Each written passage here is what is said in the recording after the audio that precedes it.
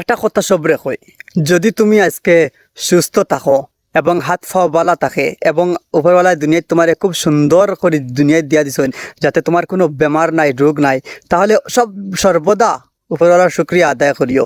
কারণ যদি তোমার ভিতরে খুব বেশি দুঃখ হয়ে যায়, খুব বেশি কষ্ট হয়ে যায়, আর মনে করো তোমার লাইফ সবচেয়ে বেশি কষ্টের, তাহলে একবার হসপিটালে গিয়া দেখিয়ে যাও। ভাই আমি গেছিলাম, প্রায় সময় আমি হসপিটালে যাই মানুষের আশেপাশের কুটুমকে ছেলে দেখাত। গিয়া যখন হসপিটালের অবস্থা দেখি এবং হসপিটালের জেনারেল বেডগুলাতে মানুষের অবস্থা দেখি, তখন মনে করি যে আমরা কী রকম আছি, আমরা যে পজিশন আছি সবসময় শুক্রিয়া আদায় করা। আমরা থেকে উপরে যে আছে তার লগে কম্পেয়ার না করিয়া আমরা যে অবস্থাতে আছি তার থেকে হাজার হাজার মানুষ নিচের স্তরে আসেন, ওটার দিকে দেখিয়া তুমি একটা বার্তা নিজের শুক্রিয়া আদায় করিও উপরওয়ালার কাছে। কারণ হসপিটালে গেলে দেখবা শান্তিতে ভাত খাইতে পারে না, নাকে দিয়ে পাইপ লাগাই লগিয়ে শ্বাস ফালাইতে পারেন না, অগুরতা প্রবলেম, অগুর ট্যাং নাই, অগুর রক্ত বার হয়ে গেছে, অগুর হাড্ডি বার হয়ে গেছে।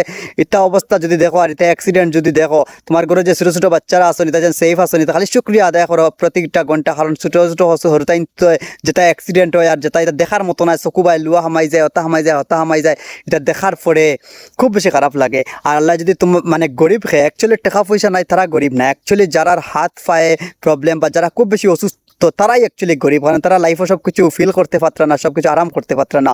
এর লাগে তুমি যদি গরিব গরো থাকো, উপরে ফানি পড়ে, তার বাদেও যদি তোমার হাত পাও সুস্থ থাকে এবং তোমার শরীরে কোনো বেমার না থাকে, তাহলে তুমি আসলি ধনী। সর্বদা তোমার উপরওয়ালার কাছে তুমি শুক্রিয়া আদায় করিও। আর যদি শরীরে বেশি অহংকার হয়ে যায়, তাহলে একটিবার কবরিস্তানও যাইও, যেন তোমার মতো আরও অহংকার করেনেওয়ালা এই কবরিস্তানও বা এই শ্মশানও আসছেন।